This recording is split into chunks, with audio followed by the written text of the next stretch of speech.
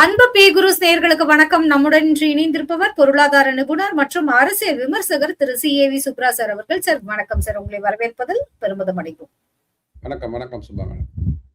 ஒரே ஒரு நாள் 2026 தேர்தல் பிரச்சாரத்திற்கு தான் இருக்கு, அவ்வளவுதான் இருக்கு. நாளை இந்நேரம் தேர்தல் பிரச்சாரம் ஆல்மோஸ்ட் முடிந்துவிடும். நாளை மறுநாள் இந்த நேரத்துல நமக்கு ஒரு குறிப்பா களம் என்ன, யாருக்கு சாதகமான தொகுதி இருக்கு, யாருக்கு எந்த தொகுதி பாதகமா இருக்கு, யார் முன்னிலையில இருக்காங்க, புது பிளேயரோட ரிசல்ட் என்ன, ஆல்ரெடி பழைய பிளேயரா 3ஆம் இடத்துல இருந்த நாதாகாவினுடைய நிலை என்ன, நாதாகா தங்களுடைய வாக்குகளை தக்க வைப்பாங்களா, இப்படிங்கிற பல கேள்விகள் பல்வேறு ஊடகங்களிலும் விமர்சனமாக போய் கொண்டிருக்கும் வேளையில ரியல் டைம் அனாலிசிஸாக நிறைய ஊடகங்கள் எடுத்து போட்டு இருக்க 2 ஊடகங்களின் ரிப்போர்ட்டை தொடர்ந்து பொருளாதார நிபுணர் நம்மிடையே இன்று தன்னுடைய பார்வையையும் முன்வைக்க இருக்கிறார்.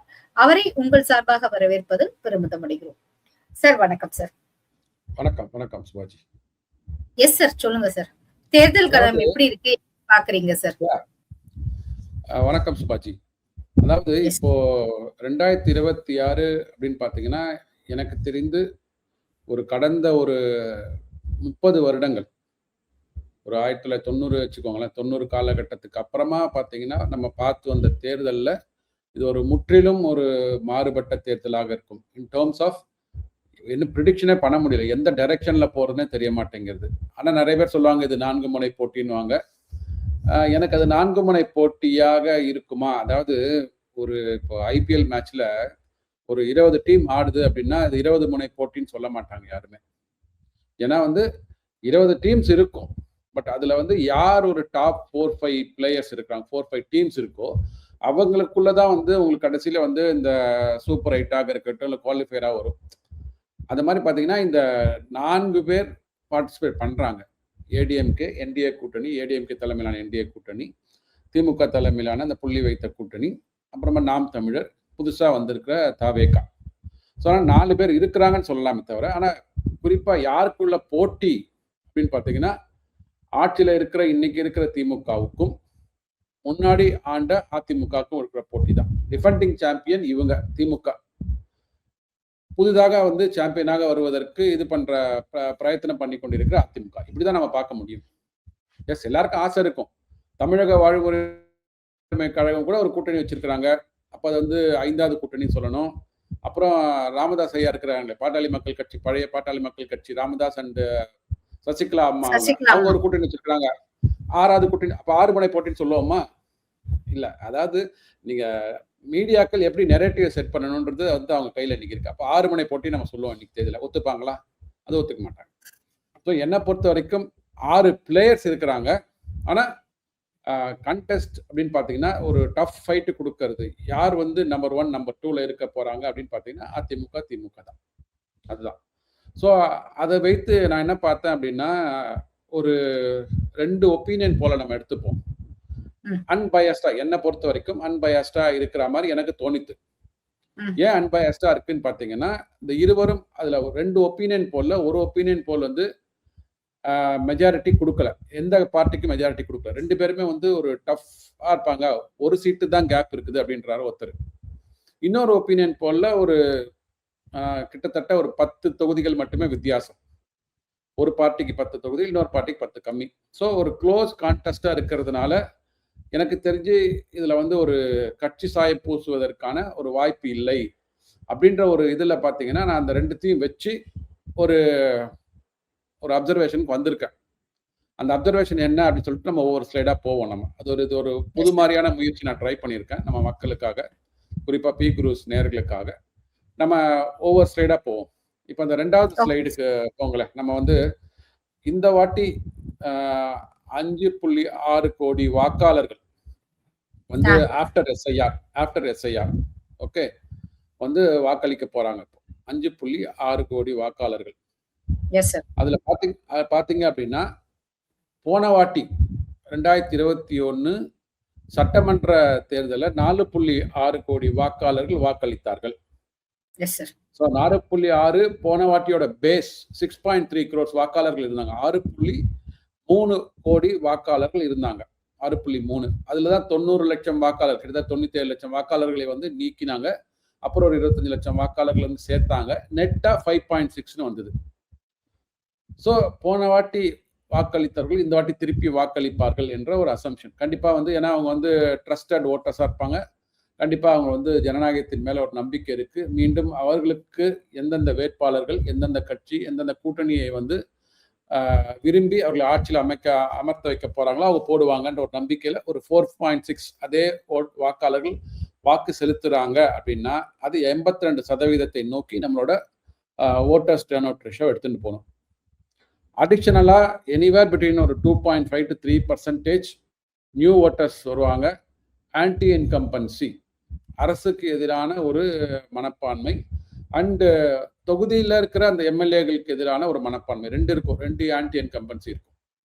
ஒன்று anti incumbency against all in the state, இன்னொன்று வந்து இந்த குறிப்பிட்ட எம்எல்ஏக்கு அகேன்ஸ்டாக இருக்கிறது, அவர் ஒன்று தொகுதிக்கு பண்ணலை அப்படின்ற மாதிரி. அது ஒரு 3% வைத்தா 85% வந்து எனக்கு தெரிந்து இந்த வாட்டி வந்து ஓட்டர் டர்ன் அவுட் ரேஷியோ வருவதற்கான வாய்ப்புகள் இருக்கு.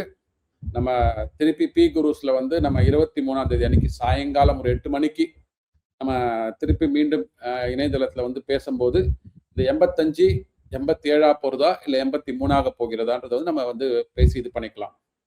ஸோ இதுதான் வந்து என்னோட இந்த தேர்தலில் வந்து புதிதாக வருகின்ற வாக்காளர்கள் 7 பேர் வருவாங்கன்றது என்னோட அசம்ஷன்.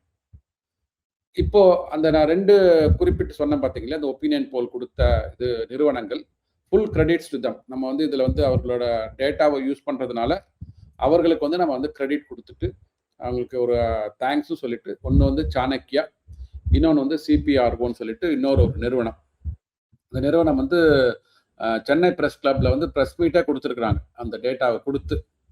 ஸோ முதல்ல நம்ம வந்து சாணக்கியாவை பார்ப்போம். அடுத்த ஸ்லைடுக்கு போங்களேன். அதாவது கரண்ட் பொலிட்டிக்கல் ரிசர்ச் ஆர்கனைசேஷன் சொல்லிட்டு அந்த 2வது நிறுவனத்தோட பேர். ஐ திங்க் இளைஞர்கள் நினைக்கிறேன். நல்லா டேட்டா வந்து தொகுதி வாரியாக கொடுத்துருக்குறாங்க. ஒரு 10-15 கேள்விகள் கேட்டிருக்கிறாங்க. அந்த கேள்விகள் வந்து அதற்கு பதிலாம் வந்து சேகரிச்சிருக்கிறாங்க. அப்புறம் 234 தொகுதிகளிலும் எந்தெந்த கூட்டணி வின் பண்ணும் அப்படின்றத வந்து அழகாக தொகுதி வாரியாக கொடுத்துருக்குறாங்க. அதை கம்பைல் பண்ணினேன் நான். ப்ளஸ் சாணக்கியா அவர்களும் பார்த்தீங்கன்னா ரங்கராஜ் பாண்டே அவர்களும் ஒரு கடந்த ஒரு 3-4 நாட்களாக வந்து அவர் வந்து ஒவ்வொரு மண்டலமாக எடுத்து அந்த மண்டலத்துக்குள்ள உள்ள அந்த பார்லிமெண்ட் கான்ஸ்டியூன்சிக்குள்ள 5 அல்லது 6 தொகுதிகளுக்கு உண்டான டேட்டா வந்து ப்ரெசென்ட் பண்ணியிருக்காரு. ஸோ இது ரெண்டுத்தையும் மெர்ச் பண்ணி ஒரு அவுட்புட்டை வந்து ட்ரை பண்ணியிருக்கோம். அந்த அவுட்புட் வந்து எப்படி வந்து ஒரு கிளியர் டைரக்ஷன் கொடுக்குதா அப்படின்றது நம்ம வந்து கடைசி ஸ்லைட்ல வந்து பார்க்கும்போது வரும். ஓகே, இப்போ அந்த சாணக்கியா அவர்கள் ரங்கராஜ் பாண்டே அவர்கள் கொடுத்த அனாலிசிஸ் பார்த்தீங்கன்னா 18ஆம் தேதி ஏப்ரல் அன்னைக்கு அனைத்து 234 தொகுதிகளுக்கும் கொடுத்து முடிச்சார் அவர். அதில் எப்படி போகிறத நம்ம பார்ப்போம். ஏடிஎம்கே வந்து 2021 75 தொகுதிகள் வந்து அவங்க வின் பண்ணாங்க. ஏடிஎம்கே ப்ளஸ் ஏடிஎம்கே கூட்டணிகள் சேர்த்து சொல்கிறேன் நான். அதாவது ஒரு 66 தொகுதிகள் அதிமுகவும், பாஜக 4, 5 தொகுதிகள் பாட்டாளி மக்கள் கட்சி. ஓகே, ஸோ 5 அந்த கூட்டணிங்கன்னா 75 தொகுதிகள் இது பண்ணாங்க. அதே திமுக கூட்டணி பார்த்தீங்கன்னா 2021 159 தொகுதிகள் வாங்கினாங்க. இது ரெண்டுத்தையும் கூட்டினா 234 தொகுதிகள் உங்களுக்கு வரும். சரிங்களா? ஸோ இது வந்து இப்போ சாணக்கியா எடுத்த இதில் பார்த்தீங்கன்னா ப்ரொஜெக்ஷன் போட்டிருக்கோம் பார்த்தீங்களா, அது வந்து இப்போ 2026 வரப்போற தேர்தலில் வந்து 102 தொகுதிகள் வந்து அதிமுக கூட்டணிக்கும், 103 தொகுதிகள் திமுக கூட்டணியும் வருவதற்கான வாய்ப்புகள் இருக்கு. 102 103 கூட்டினா 205 தான். மீதி 29 தொகுதிகள் இருக்கு. அதெல்லாம் வந்து இழுபறி அப்படின்னு சொல்றாரு அவர். 2021 இழுபறி கிடையாது, ஏன்னா டிக்ளேர்ட் ரிசல்ட்ஸ் நமக்கு அங்கே இழுபறின்னு கிடையாது. டஃப் ஃபைட்னு போட்டிருக்கிறது வந்து இழுபறியில் வருது. 29 தொகுதிகள் வந்து இழுபறியில் வந்து நிற்குது. ஸோ இது வந்து அதிமுக பக்கமும் போகலாம், திமுக பக்கமும் போகலாம், சொல்ல முடியாது தாவேகா பக்கமும் போகலாம்.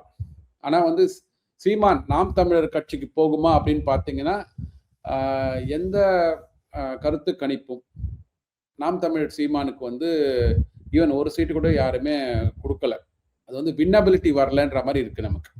ஏன்னா அவர் வந்து எப்பவுமே வந்து 8-10% 10% அந்த வாக்கு சதவீதத்திலே தான் வந்து ஆசிலேட் ஆகிட்டு இருக்கே தவிர அவர் வந்து டபுள் டிஜிட்டுக்கே போல.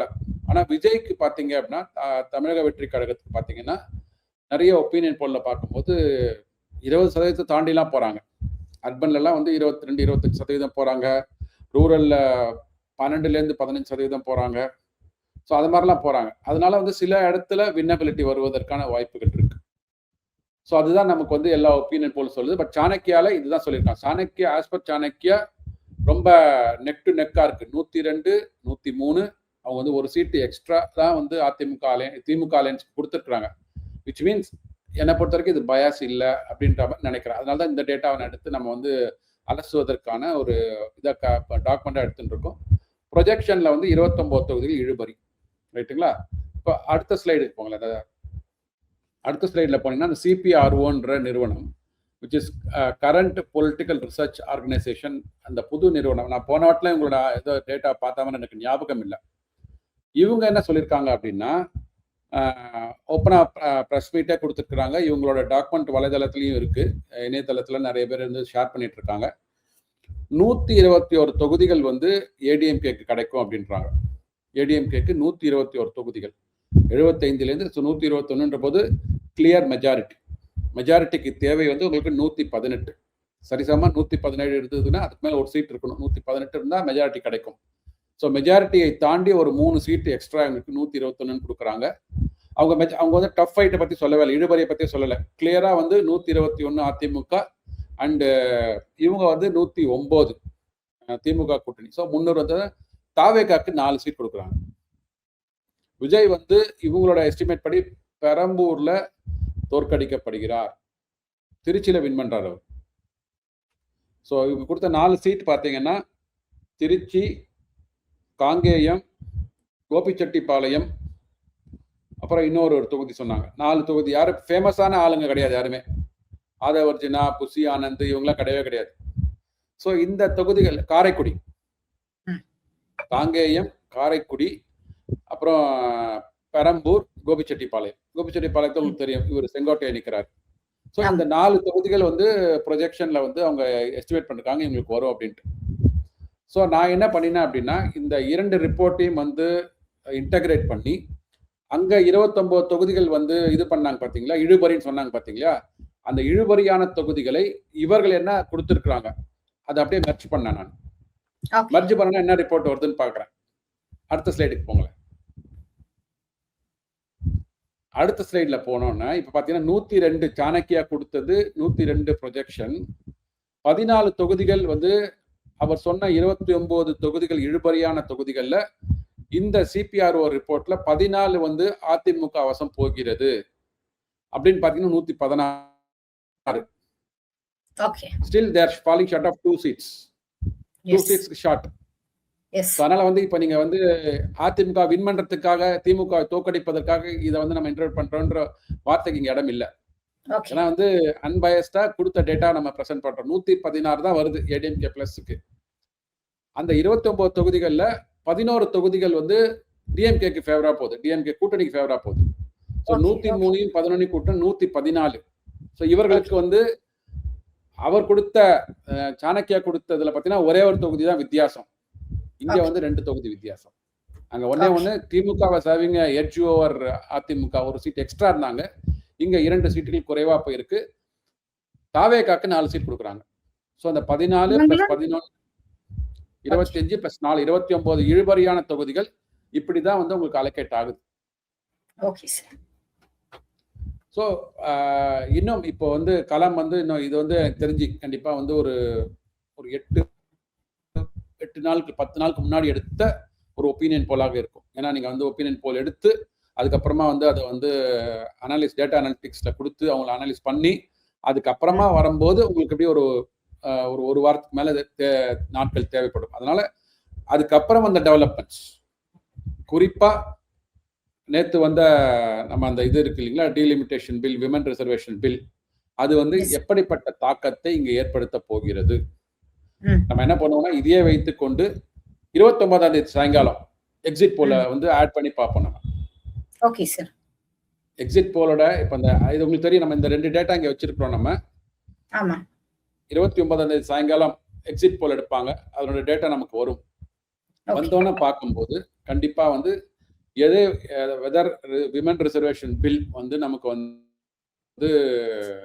யாருக்கு இதை அட்வான்டேஜை கொடுத்துருக்கு. அதாவது மோடி அவர்கள் விமன் ரிசர்வேஷன் பில்லை நாட்டு மக்களுக்காக கொண்டு வர வேண்டும் அப்படின்னு இருந்தா, மக்கள் அதை ஏற்றுக்கொண்டிருந்தால், உண்மை அதுதான். பட் மக்கள்கிட்ட அது செல்லுபடி ஆயிருக்கிறதா? குறிப்பாக தமிழ்நாட்டிலும் வெஸ்ட் பெங்காலையும் செல்லுபடி ஆயிருக்கா? செல்லுபடி ஆயிருந்தால் கண்டிப்பாக இந்த 116 சீட் ஏடிஎம்கே அலையன்ஸ்க்கு வருவது என்பது கண்டிப்பாக ஒரு 125 தாண்டி போவதற்கான வாய்ப்புகள் இருக்கு. 2 சீட்ல மக்கள் 2 சீட்டை கொடுத்து இரட்டை இலையை காப்பாற்றுவார்களா, இல்ல அந்த 2 சீட்டு கொடுக்காம திருப்பி திமுகக்கே வாக்களித்து திருப்பியும் அந்த விடியலுக்கு 2 ஆட்சிக்குள்ள கொண்டு போவாங்களா அப்படின்றதுதான் ஒரு பெரிய கேள்விக்குறியாக இருக்கு.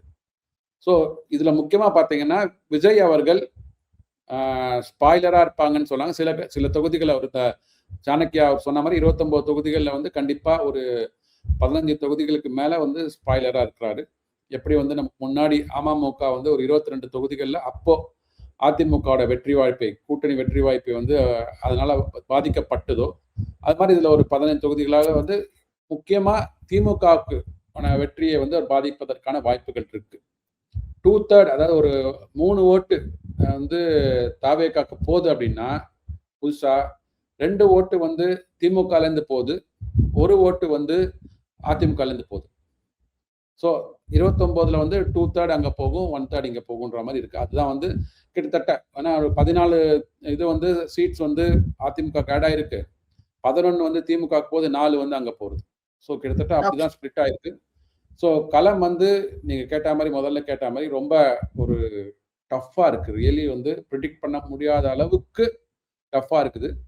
பட் இன்னும் ஒரு 2 நாட்கள் தான் இருக்கு. நீங்க சொன்ன மாதிரி பரப்புரை முடிந்ததுக்கு அப்புறம் ஒரு நாள் 22ஆம் தேதி அன்னைக்கு பரப்புரையே இருக்காது.